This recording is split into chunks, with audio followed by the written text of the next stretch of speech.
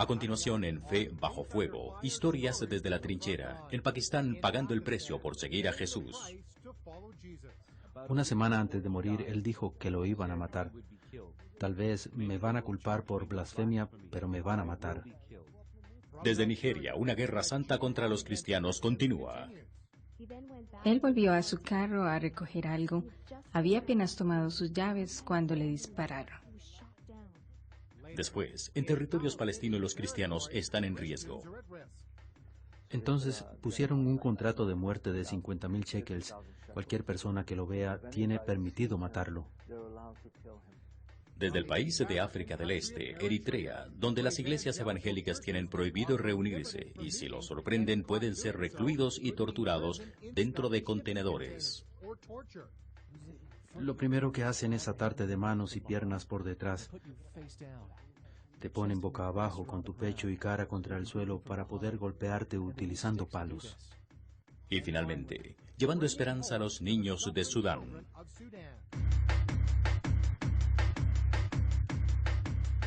Bienvenidos a Fe bajo fuego, historias desde la trinchera. Soy Craig Musselman. Vamos a viajar a 5 países donde los cristianos pagan un alto precio por seguir a Jesucristo. Vamos a escuchar historias de penurias y sufrimiento, pero también nos veremos alentados por la increíble fe de estos creyentes. Empezaremos en la República Islámica de Pakistán, donde convertir un musulmán a cristiano puede significar prisión o inclusive la muerte. A pesar de esto, muchos cristianos valientes siguen el mandato de Jesús de predicar su palabra en el mundo a pesar de las consecuencias.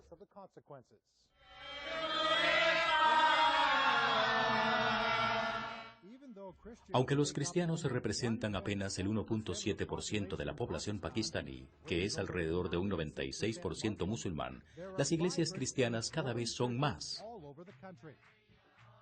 No es ilegal para los cristianos reunirse en las iglesias, pero una estricta interpretación de la ley islámica considera ilegal evangelizar a los musulmanes. Prisión o muerte puede ser la sentencia. Los musulmanes radicales aplican la justicia por sus propias manos. Es bajo esta nube de opresión que los seguidores de Cristo constantemente deben lidiar. Pero muchos no se intimidan y comparten la palabra con sus vecinos musulmanes. Misioneros han llegado al país para colaborar con el anuncio de la palabra. Hamid creció en un hogar musulmán muy devoto, pero después de leer sobre el profeta Jesús en el Corán, le surgió un interés muy especial. En 1997, un misionero suizo le regaló una Biblia, lo que intensificó su deseo por aprender más sobre Jesús. Hamid también se reunía con otros cristianos en ese tiempo. En septiembre del 2002, a la edad de 20 años, Hamid tomó una decisión muy importante. Se convirtió en una de las primeras, si no en la primera persona de una tradición musulmana en su área, en ser bautizado tras cientos de años. Cuando fui bautizado me sentí muy especial. Tuve sentimientos maravillosos. Mi cuerpo estaba lleno de felicidad. Incluso sentí que no estaba en este mundo. En lo que Hamid conoce, es el único cristiano en un pueblo de 16,000 personas. Mi padre no sabe que me convertí. Cuando se entere, me botará de la casa. Es un estudioso musulmán. Hasta ha viajado a Irán por asuntos religiosos. Mi mayor miedo es por los líderes religiosos, más que por mis familiares o amigos. Aquí los cristianos son vistos como infieles. Entre los musulmanes existe la idea de que si matas a un infiel, recibes una recompensa de Alá. Eso motiva a hacer cualquier cosa en contra de los cristianos. Estoy seguro de que cuando la gente se entere de que soy cristiano, van a atacarme. Inclusive ahora sospechan de mí. Creen que soy un espía de los cristianos entre los musulmanes. Hamid, quien es muy activo en la evangelización entre los musulmanes, dice que está preparado para sufrir y si fuera necesario a dar la vida por Jesús. Sé que voy por el sendero correcto. Jesús murió por mí y dio su vida como sacrificio. Yo daré mi vida por él. No hay un costo en ello. Tampoco es un orgullo. Simplemente así son las cosas. Tariq está muy al tanto de lo que puede suceder a los musulmanes que se convierten en cristianos y es activo en compartir su fe en Jesús. Su mejor amigo, Mohammed Zahid, pagó con su vida. Mohammed se convirtió al cristianismo en 1999 cuando tenía 19 años. Era muy eufórico y aplicado en su fe. distribuyendo Biblias, evangelizando y orando por los demás. Uno de los amigos más cercanos de Mohammed, Shehed, que antes era musulmán, le advirtió que detuviera sus ideas cristianas y regresara al Islam. Todavía tienes tiempo de cambiar tu fe. Pero Said decía que no quería cambiar su fe. Retuvo a Said, que estaba sentado en una silla, y vino por detrás con un cuchillo. Le cortó la garganta y también la boca. Además, le apuñaló el abdomen. Tariq dijo que antes de que Mohammed muriera, él sabía que estaba en peligro. Ya había sido golpeado y amenazado. Hasta su esposa se había vuelto en su contra. Antes de morir, dijo que lo iban a matar, que tal vez lo iban a culpar por blasfemia, pero que lo matarían. Estaba buscando ayuda. Yo lo llevé donde mi pastor. Tariq, quien fue criado en un hogar cristiano, tenía tanto miedo que quemó las fotos y las cartas que había recibido de Mohammed. Estaba asustado, porque tenía una buena relación con él y estaba preocupado. Hablé con mi pastor. Había mucho miedo porque había sido asesinado y habían muchos musulmanes agresivos. Pero ahora, Tariq no tiene miedo. Él recuerda la forma en que Mohammed vivió su vida cristiana y su compromiso con Jesús. Estudiaba la Biblia todos los días. Tenía una en su bolsillo y decía a los musulmanes que su religión no era verdadera, sino que la cristiana lo era. Said era muy valiente. Hizo tanto que yo también debo ser valiente. Su cara está siempre frente a mí. Lo recuerdo todo el tiempo. Ahora nos vamos a la nación africana de Nigeria, donde los musulmanes militantes continúan su guerra santa contra los cristianos. La violencia tiene el papel principal en la parte norte del país. Cientos han sido asesinados y los que quedan atrás mantienen el luto de perder a sus seres queridos. También se enfrentan ante un futuro incierto, pues podrían ser los próximos. El siguiente reporte llega desde la región norte del país, donde la matanza continúa. La vida parece ser muy normal en el pueblo de Rim, ubicado a 30 millas de la ciudad de Jos. Pero no lo es. Esta comunidad ha sido escenario de más violencia y destrucción. Cada familia ha sido alcanzada por la tragedia. El 12 de diciembre, a través de esta calle, radicales musulmanes iniciaron su guerra santa en un pueblo de 4.000 personas. Cuando los ataques cesaron, 126 hogares estaban destruidos, 19 personas habían muerto y 18 resultaron heridos. Muchas de las familias se fueron después de los ataques, pero otras se regresaron pues no tenían otro lugar a donde ir. Asabi y sus 2 hijos tratan de seguir adelante con su vida luego de que su casa fuera destruida por el fuego.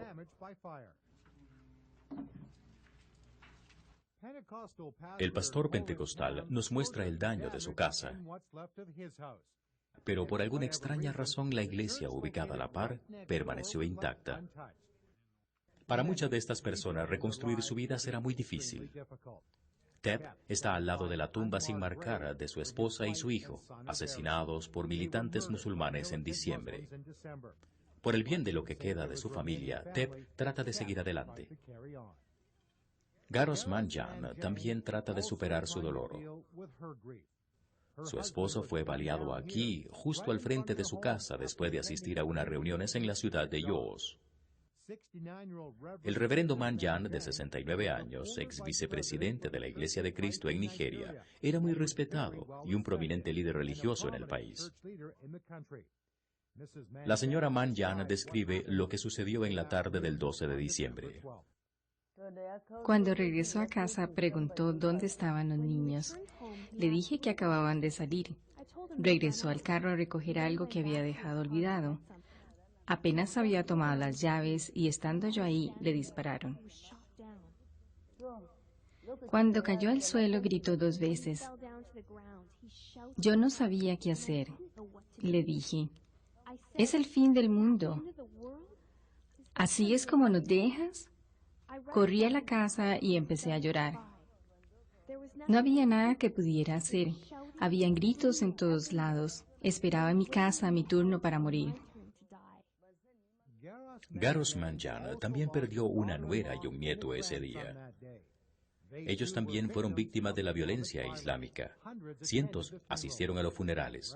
El reverendo Manjan fue enterrado junto con sus familiares. Ya los perdoné. Estaba hablando con alguien y le decía, Dios, ayúdalos a ser como Pablo. En aquellos días, Pablo mataba a los cristianos, pero un día, Dios le interceptó en su camino y se convirtió en un cristiano fuerte. Mi deseo es que se conviertan y sean discípulos de Cristo. Rose Gibrey ora para que Dios le dé la fuerza para criar a sus 2 hijos después de que su esposo fue brutalmente asesinado en diciembre en un saqueo y ataque realizados por los musulmanes fulanis en Rim. Rose dice que su esposo fue asesinado cuando regresaba a su casa para defender la villa. Él regresaba a casa cuando se encontró a los fulani. Desde ahí le dispararon, pero él corrió. Se cansó y quedó tendido cerca del riachuelo.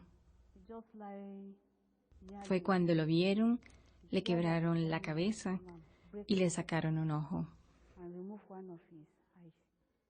Los amigos de su esposo le dijeron que él estaba en casa. Cuando fue a revisar, hizo un descubrimiento terrible. Cuando estaba llegando, vi muchas personas cerca de la casa. Pregunté qué pasaba. Nadie me dijo nada. Fue entonces cuando entré a la casa y vi su cuerpo sin vida, tendido en el suelo. Rose dice que también perdona a aquellos que mataron a su esposo y está tratando de reconstruir su vida y la de sus hijos. Espera pronto trabajar como profesora de escuela. Creo que Dios está conmigo y todavía creo que Dios es el esposo de las viudas y Él es el padre de los huérfanos. Creo que es la única manera. Vinimos a este mundo uno por uno y por tanto nos iremos de la misma forma. Por eso ahora no tengo ningún problema. Desde los 2 ataques en diciembre, muchas de las personas que vivían en Rim abandonaron el área, pero lentamente empiezan a regresar. Sin embargo, en sus mentes siempre está el hecho de que puede haber otro ataque. Si hay algún sonido de movimiento o algún sonido fuera de lo normal, ustedes verán personas cerciorándose si hay algún movimiento extraño. Entonces, eso demuestra que hay temor en el corazón o en la mente de las personas. Todavía recibimos amenazas de ellos. Todavía dicen que vienen. No sabemos qué sentir, no sabemos qué decir. Todavía permanecemos indefensos. Todos creen que ellos pueden ser los próximos. Nada más estamos orando y esperando que vayamos a estar preparados para morir.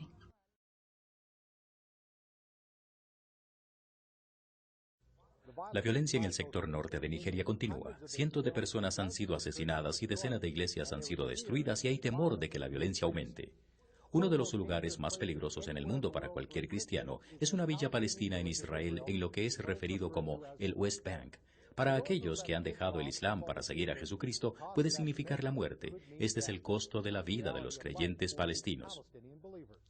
Desde lejos, esta villa palestina puede verse pacífica, pero para aquellos que han encontrado la salvación en Jesucristo, aquí o en Gaza, la vida es cualquier cosa menos segura. Muchos cristianos conversos son amenazados de muerte por las autoridades palestinas. Algunos terminan sin vida, otros golpeados y aterrorizados. La situación se ha vuelto tan tensa que tan pronto comenzamos la entrevista con Ali, que no es su verdadero nombre, nos pidió que apagáramos la cámara. Aún sabiendo que su identidad estaba protegida y su voz no era audible, él estaba preocupado de que los oficiales palestinos se dieran cuenta de que habló sobre los abusos cometidos sobre él y a otros, entre los que se encuentra cuando Ali fue llevado a la estación donde fue golpeado con macanas y donde le pusieron un letrero en la espalda que decía Ali el Cristiano. En los últimos 2 años, Ali se ha estado escondiendo, durmiendo afuera o en refugios antibombas como este. David Ortiz, del ministerio Amantes de Sion, que condujo a Ali hacia el Señor, dice que su amigo siempre está en peligro. Él tiene un contrato de muerte. Si regresa al Islam, puede volver a su vida normal. De hecho, le ofrecerían un trabajo para que prospere su familia. Luego le dieron una fecha límite para que volviera al Islam. Y si no lo hacía, ellos no lo perdonarían. Le pusieron un contrato de vida de 50,000 shekels. Si cualquier persona lo ve, tiene permitido matarlo. Luego de que Ali se convirtió al cristianismo, las autoridades le dieron una golpiza a su madre. Luego ella murió de asma. Su esposa fue interrogada por horas y le dijeron que se divorciara de él. Su casa fue saqueada, pero lo que más le preocupa es la forma en que sus hijos están siendo instruidos. El problema es que sus hijos van a las escuelas palestinas donde les enseñan a convertirse en bombarderos suicidas, alentándolos. De hecho, no tienen ni un libro de texto porque no es permitido. Pero les enseñan a hacer bombas caseras. Su hijo de 7 años me dijo que uno agarra una papa, se corta por la mitad y que luego se llena con los productos químicos que se encontraban en la casa para hacer una bomba. Los profesores dicen, «Oh, bravo, hiciste un gran trabajo. Ahora vamos a continuar con una sandía y otras maneras de hacer bombas, porque algún día tú vas a ser un bombardero suicida. Algún día entrarás por las puertas de Jerusalén y explotarás e irás al cielo». Así que es difícil para él porque nunca está en casa. Conocimos a otro cristiano palestino con antecedentes musulmanes aquí en Israel. Lo llamaremos Mustafa. Él no quería aparecer en cámara temiendo por la seguridad de su familia. Mustafa nos contó una historia de cómo recibió una carta en su casa que contenía una bala y también una advertencia que decía que la próxima bala sería para su cabeza. Esta táctica era utilizada para tratar de intimidarlo y detenerlo de evangelizar musulmanes. Él dice que tiene una preocupación constante de que pronto le llegará la hora, porque de negar al Señor no puede. Huir no puede. Así que un día de estos, esta gente vendrá por él. Dice que tiene eso en su mente, pero que también tiene en ella que algún día va a estar con Jesucristo, que algún día lo verá cara a cara y que todo lo que ha pasado habrá valido la pena. Eso dice. Mustafa es llevado repetidamente al cuartel secreto de las autoridades palestinas y ahí es donde es interrogado para tratar de obtener información de otros cristianos que viven en la villa. Él se rehúsa a dar esos datos. Mustafa está comprometido con la organización de reuniones secretas que cambian constantemente de lugar. Inclusive se han hecho reuniones en cementerios. Su deseo de ver personas convertirse hacia Cristo está teniendo éxito. Trajo a 2 muchachos que pertenecían a una organización suicida llamada Hamas. Y eso ha sido un gran ejemplo, gracias a Dios. Justus Weiner es un profesor israelí que ha entrevistado a docenas de musulmanes perseguidos convertidos al cristianismo y a sus familias en los últimos 7 años y siente compasión y preocupación por estos cristianos palestinos. Esto me recuerda a lo que pudo haber sido para un judío en tiempos de persecución, o tal vez hasta en tiempos del Holocausto. Y esto me condujo a ver, como ser humano, por lo que estas personas debían estar pasando. Weiner dice que la vida se ha convertido en un infierno viviente para estos cristianos palestinos y está sorprendido por la falta de preocupación y de interés por los cristianos alrededor del mundo. Los veo preguntándose cómo van a sobrevivir. Los veo preguntándose por qué el resto de los cristianos alrededor del mundo no tiene ningún interés en ellos. ¿Por qué la gente no los comprende y hace algo por ellos? Estos palestinos que se volvieron creyentes han sido un ejemplo para mí.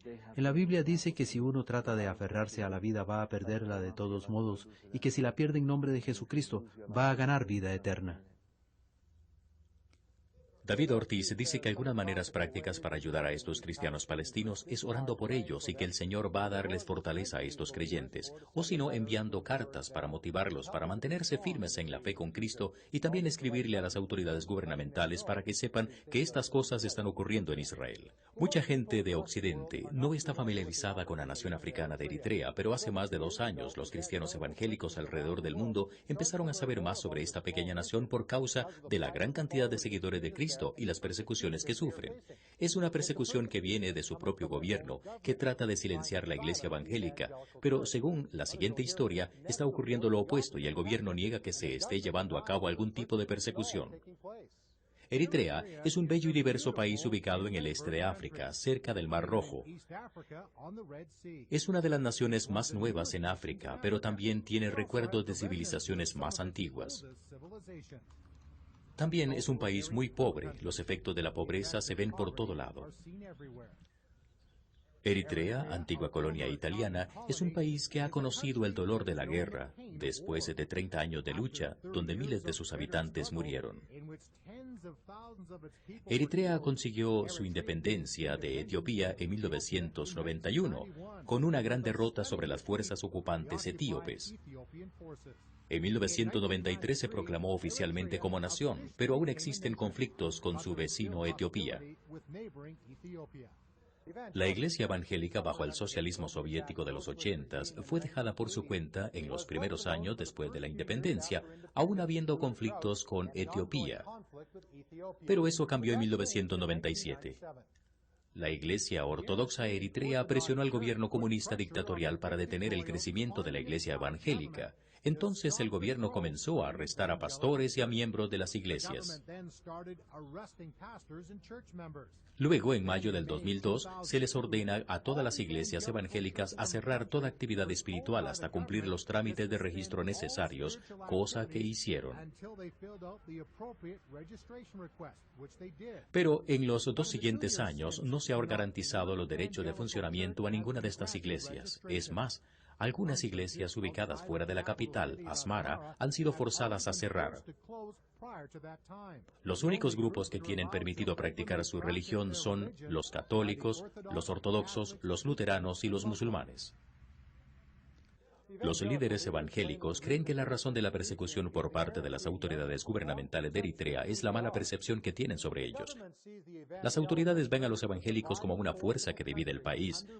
No quieren defender sus tierras, lo que los cristianos niegan y dicen ser muy patrióticos. Los líderes de la iglesia evangélica son vistos como espías para Etiopía, la CIA y otros servicios de inteligencia del Occidente. Creen que el cristianismo es perezoso, que gastan el tiempo en oración y alabanza. Se les acusa de transmitir el SIDA y ser sexualmente inmorales, que son similares a los fundamentalistas islámicos.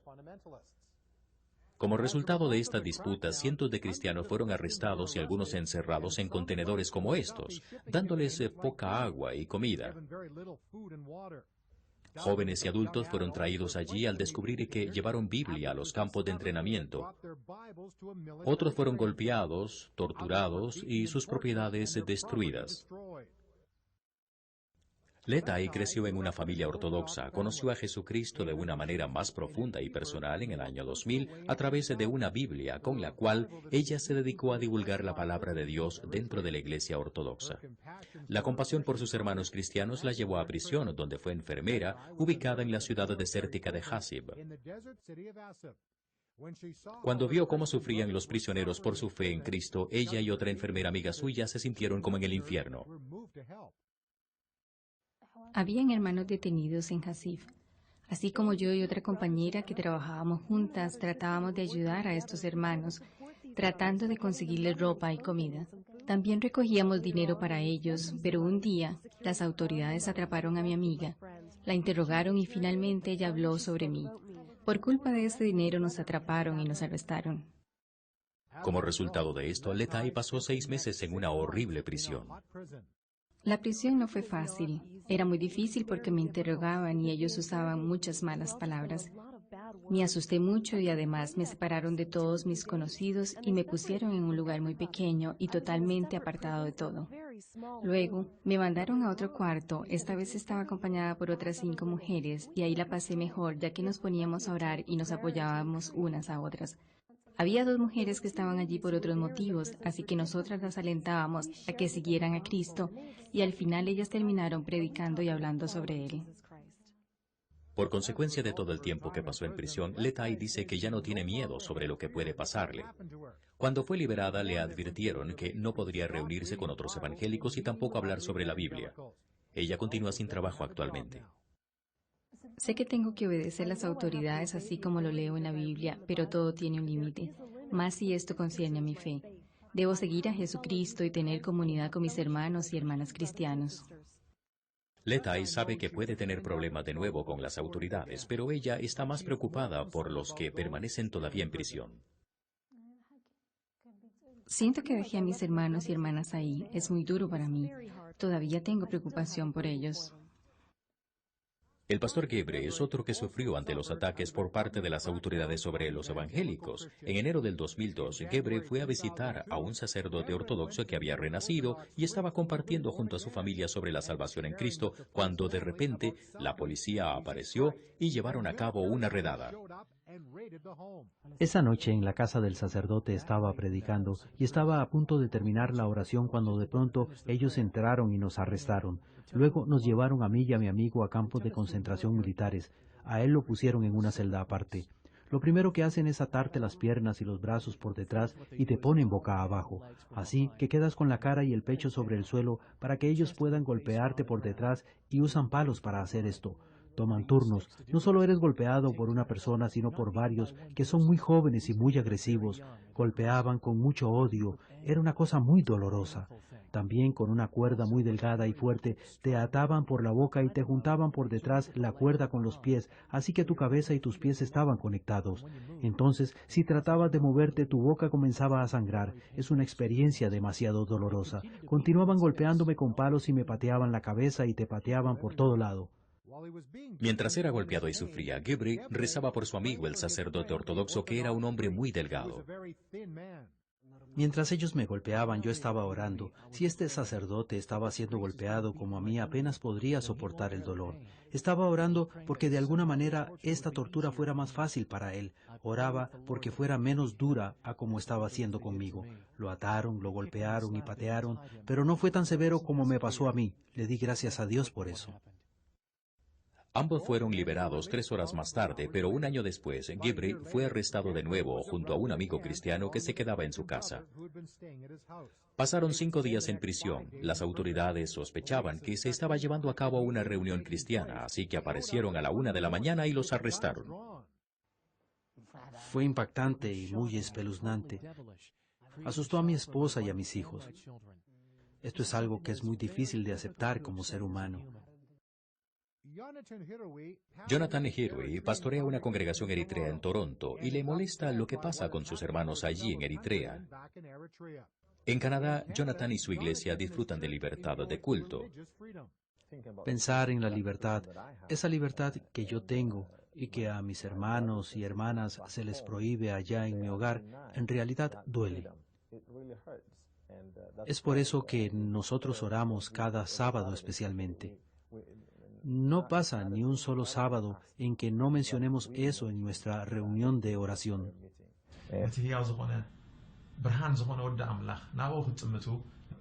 El pastor Jonathan, en sociedad con La Voz de los Mártires y Bible Voice Broadcasting, produce un programa de radio de corto alcance que llega a Eritrea 2 veces por semana y ayuda a alentar a la iglesia perseguida ahí. Lo que necesitamos pedir para esos cristianos que están siendo perseguidos allá es que no sigan siendo perseguidos, sino que el Señor les brinde la sabiduría que ocupan en estos tiempos de conflicto. Sufrir por Jesucristo es lo que necesitamos hacer para llegar a la gloria, así como Él sufrió por nosotros cuando fue crucificado. Hay que seguir sus pasos. Recuerdo todo con alegría. También hablamos con un pastor de Eritrea que nos comentó que la persecución no es dulce, pero que es útil. Otro pastor nos contó de los efectos positivos que la persecución ha tenido en su país, que la fe de muchos creyentes se ha visto fortalecida, que nueva gente se está acercando a Cristo y que ha habido una unión en la iglesia. También que los alegra mucho saber que cristianos alrededor del mundo se preocupan por los cristianos eritreos y están orando por ellos. Desde 1971, la Voz de los Mártires a nivel mundial ha estado trabajando con la iglesia perseguida. Una parte de nuestra misión es alentar y ayudar a todos aquellos cristianos en todas partes del mundo que están siendo perseguidos gracias a la dedicación que muestran al esparcir el llamado de Jesucristo. Esto lo hacemos suministrando Biblias, literatura, programas de radio y otros tipos de ayuda para dar alivio a familias cristianas en estas áreas del mundo. Creamos programas de apoyo, ayudando a los creyentes a reconstruir sus vidas y a todos aquellos países cristianos que están sufriendo o sufrieron de opresión anticristiana. Por motivos de seguridad no podemos hablar sobre muchos de estos proyectos emocionantes. También nosotros equipamos a cristianos locales para volver hacia Cristo a aquellos que los persiguen y a instruirlos sobre lo que la Biblia enseña sobre la persecución. Uno de los países donde la Voz de los Mártires ha trabajado incansablemente durante los últimos años es en la conflictiva nación africana de Sudán. Durante las últimas 2 décadas, más de 2 millones de sudaneses han sido asesinados, la mayoría de ellos cristianos, por el gobierno militar islámico en el norte. La muy llamada Guerra Santa ha dejado miles de niños sin padres y sin hogar. Muchos de estos niños han visto sus escuelas explotar, amigos y familia muertos y torturados. Pero en medio de todo este sufrimiento todavía hay alguna esperanza.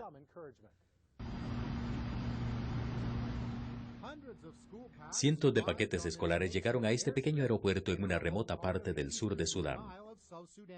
El equipo de la Voz de los Mártires de Canadá e Inglaterra trajo cientos de los paquetes. En la villa de Dojo, más de 320 niños que viven en extrema pobreza estaban emocionados al escuchar que esos regalos habían sido traídos a ellos por cristianos de otras partes del mundo. Aunque habían vivido mucho sufrimiento, tenían mucha alabanza hacia Cristo.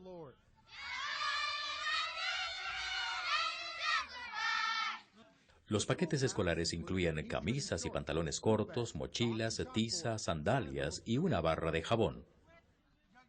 El poder venir a alentarlos a seguir el cuerpo de Cristo, el venir a apoyarlos y hacerles saber que no han sido olvidados, es un camino muy largo hasta aquí. Esto ha alentado a los creyentes de Sudán. Hay que enseñarles a ser prácticos. Aun si la paz llega, hay mucho trabajo que hacer en Sudán para desarrollarla. Los paquetes escolares son una forma que los ayuda a seguir ese camino. Es una bendición. No solo los niños ocupan educación, sino también los profesores. Muchos de ellos ni siquiera han tenido oportunidad para terminar el colegio. Pero para llegar a cumplir su deseo están muy agradecidos con la ayuda que se les brinda. Están más interesados en aprender porque ellos saben que aprender es un asunto importante y ellos lo han brindado, gracias a las cosas que la organización ha dado. Ellos recibieron zapatos, una camisa y también un jabón. Se pusieron muy felices porque obtuvieron estas cosas y también dijeron que ellos bendicen a la gente que contribuyó con esta causa. Dios bendiga a esta gente en Canadá y en Inglaterra. Estos niños en el sur de Sudán tienen un gran deseo de aprender. Higiene, agricultura, intercambios y todo este tipo de acciones, así como las matemáticas y las ciencias, realmente necesitan ser enseñadas a los niños. Y estos niños tienen realmente un espacio en su vida donde pueden aprender. Antes de que la Voz de los Mártires dejara la aldea de Dojo, ya habían experimentado el servicio de la iglesia.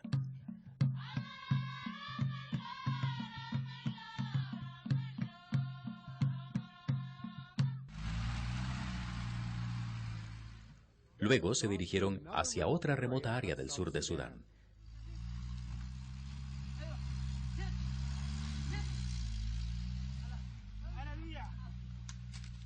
Esta aldea, conocida como Neguada, tiene cientos de niños y aproximadamente 400 niños obtuvieron el paquete escolar y orgullosamente visten sus camisas verdes.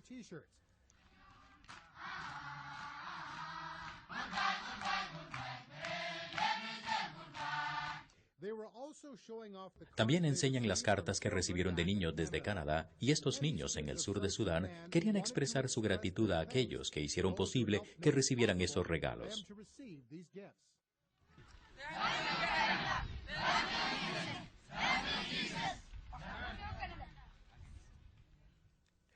¡Qué niños más lindos! Para mayor información del Ministerio de la Voz de los Mártires, visite nuestro sitio www.persecucion.org o llame a nuestra oficina al teléfono 244-2164.